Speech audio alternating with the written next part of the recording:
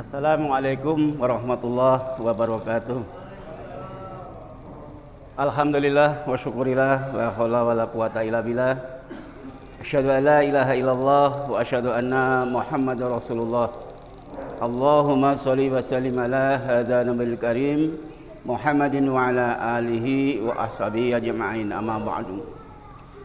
Saudara-saudaraku kaum muslimin yang dirahmati Allah, puji dan syukur mari kita panjatkan kehadirat Allah SWT, yang mana sampai hari ini kita masih diberi kenikmatan oleh Allah sehingga kita masih bisa berkumpul, bersilaturahim, thalabul ilmi di masjid Allah dalam keadaan sehat walafiat, tidak ada kurang apapun.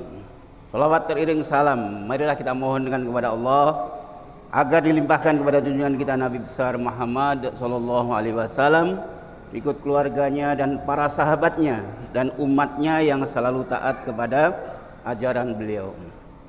Baiklah saudara-saudaraku, waktu sudah tinggal beberapa menit kita gunakan untuk melanjutkan materi yang kemarin.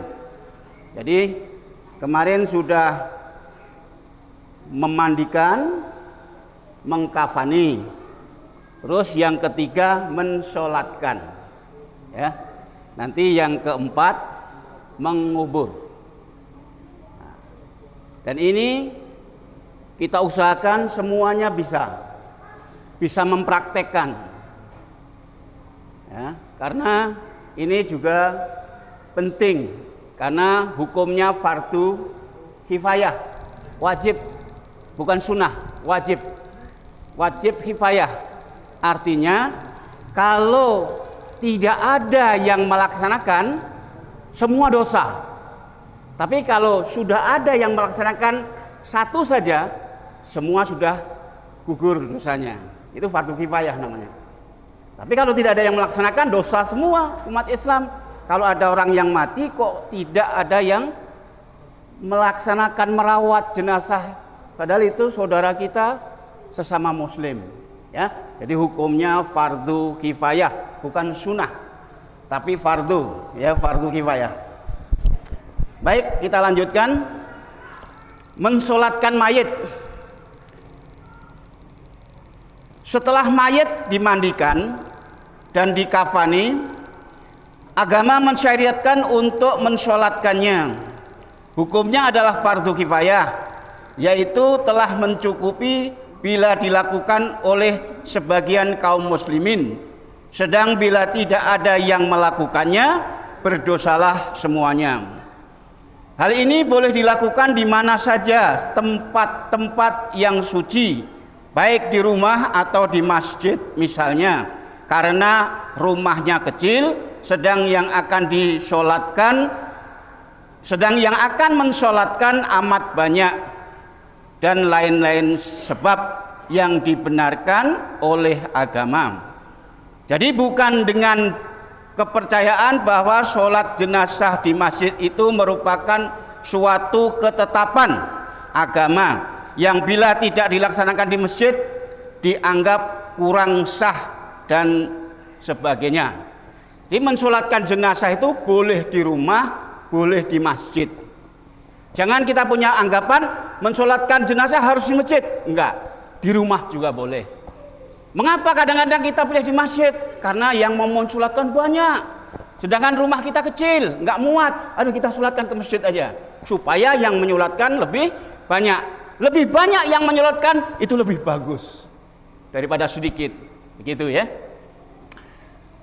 B. Mensolatkan mayit ini dapat dilakukan secara munfarid, artinya sendiri-sendiri boleh, maupun berjamaah juga boleh, dengan seorang imam dan yang lain menjadi makmum. Kedua-duanya dibenarkan oleh syarat agama. C. Apabila mayit itu laki-laki, mayit tersebut diletakkan di hadapan orang-orang yang akan mensolatkannya, dan orang yang mensolatkannya atau imam bila solat itu berjamaah berdiri menghadap kiblat dan searah kepada kepala mayit. Sedang jika mayit itu wanita, mayit tersebut diletakkan di hadapan orang-orang yang akan mensolatkannya, tetapi orang yang mensolatkannya atau imamnya berdiri searah pinggang atau perut mayit. Jadi kalau mayit itu laki-laki, cara meletakkan jenazahnya atau imam atau jamaahnya ya itu searah dengan kepala, ya, ujur ngalor gitu, ngadap ke utara, tapi searah. Nah ini misalnya kepalanya, imam di situ, ini kepalanya. Tapi kalau wanita, imamnya searah dengan perut. Begitu ya, cara meletakkan jenazah yang akan kita sholatkan. Itu aturannya seperti itu. D. Sholat jenazah itu dilakukan dengan berdiri setelah takbiratul ihram, lalu bersedekap tanpa memakai rukuk, sujud dan sebagainya. Jadi sholat jenazah itu berdiri, tidak ada sujud, tidak ada rukuk, ya, tidak ada sujud, tidak ada rukuk, tapi berdiri. Adapun pelaksanaan adalah sebagai berikut. Pertama, takbiratul ihram, takbir untuk memulai sholat, Allahu Akbar, gitu ya. Dua, membaca Al-Fatihah. Tiga, berdiri, bertakbir yang kedua kalinya. Empat, membaca sholawat atas Nabi. Lima, bertakbir yang ketiga kalinya. Enam, mendoakan mayit. Tujuh, bertakbir yang keempat kalinya. Delapan, salam. Untuk lebih mudahnya, maka di sini kami sajikan satu contoh sholat jenazah. Nah, karena juga waktu, jadi ini secara teorinya seperti ini. Besok kita lanjutkan tentang bacaannya, ya, tentang dalil-dalilnya, ya, tidak sembarangan, ya. Agama ini tidak boleh bikin-bikin sendiri. Kita harus mengikuti contoh Rasulullah.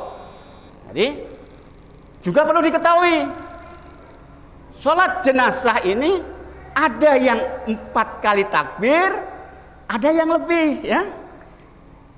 Ada yang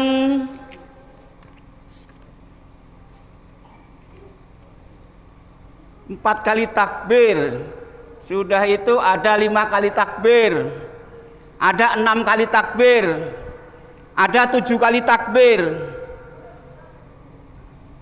ada membaca Al-Fatihah ditambah surat. Wih, banyak ya Pak ya? Ya, ada cara-caranya. Maka kita selaku orang yang muslim atau kita ini pemeluk agama Islam, kadang-kadang kita melihat praktek saudara kita seperti itu, kita jangan nyalahkan dulu. Barangkali kita yang belum tahu ilmunya. Ya, kita berprasangka baik saja. Loh, sholat jenazah kok 5 kali takbir, kok 6 kali takbir? Ternyata memang ada, ya. Jadi karena Islam ini luas ilmunya, jadi kadang-kadang kita jangan sampai kita mempunyai perasaan saya paling benar. Jangan. Kita ini sama ya. Kita ini sama. Cuma mari kita cari ilmu. Kalau bicara tentang Islam, ya Quran dan Sunnah. Karena Rasulullah meninggalkan 2 perkara itu. Begitu ya. Dan Allah juga memerintahkan, berfirman di dalam Al-Quran, dalam surat Bani Israel ayat 17, ya.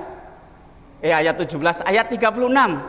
Tolong buka Qurannya. Enggak apa-apa Quran ya. Ya enggak apa-apa. Itu wala taqfu ma laysa laka bi'ilmun. Inna sam'a wal basara wal fuada kullu ulaika kana anhu mas'ula. Ya. Jangan kamu melaksanakan sesuatu yang kamu belum tahu ilmunya. Karena sesungguhnya pendengaran, penglihatan, hati nanti akan ditanya, akan dimintai pertanggungjawaban. Ya. Ini isyarat, ini perintah. Kita disuruh thalabul ilmi. Kita melaksanakan agama Kok belum tahu ilmu kok kita melaksanakan? Itu nggak boleh. Ilmu dulu baru amal. Ilmu dulu. Maka Masjid Taqwa mengadakan pengajian itu tujuannya untuk menambah ilmu, mencari ilmu. Saya yakin bapak-bapak sudah punya ilmu. Mari kita bersama-sama mengkaji. Mari bersama-sama kita mengulang. Saya yakin itu. Ya, kita ini sama kok. Kita ini sama. Jadi pesan saya, kalau tentang agama, mari kita berpedoman kepada Al-Quran dan Sunnah. Ya. Dan kita jangan suka menyalah-nyalakan saudara kita. Soal duding-duding jangan. Ya, jangan. Barangkali kita justru yang belum tahu. Yang kita ketahui baru ini mungkin gitu. Tapi yaitu kita mengamalkan sesuatu juga harus tahu ilmunya. Kalau kita mengamalkan sesuatu belum tahu ilmunya, berarti kita ikut-ikutan. Nggak boleh itu ikut-ikutan, tuh taklid namanya. Taklid tuh nggak boleh. Ya, kita mengapa kamu puasa di bulan Ramadan? Mengapa kamu? Jawab kita apa? Diperintahkan oleh Allah. Bukan karena mbah saya dulu puasa, enggak. Diperintahkan oleh Allah. Di mana? Di Al-Quran. Surat apa? Surat Al-Baqarah. Ayat berapa? Nah, kan 183 ya.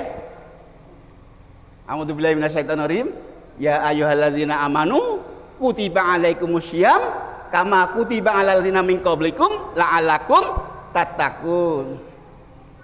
Ya orang-orang yang beriman, diperintahkan aku berpuasa. Ya. Waktu ya. Nah, jadi itu kok bulan Ramadan? Karena memang perintah ibadah bulan Ramadan. Ya. Lanjut ayatnya. Kok tarwih? Ada di dalam hadisnya. Ini Quran, hadis, Quran, sunnah, begitu kita. Jangan wis pokoke, enggak boleh, pokok itu enggak boleh.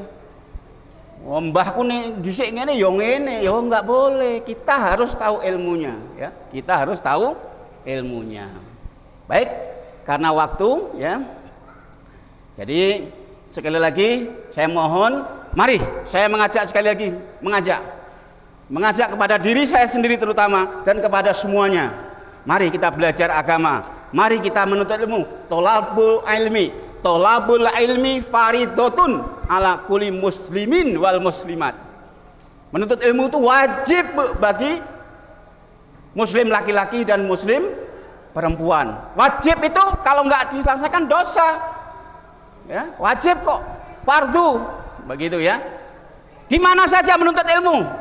Tidak hanya di Masjid Taqwa, di mana saja majelis-majelis ilmu banyak. Sekian saja, kalau ada kurangnya saya mohon maaf.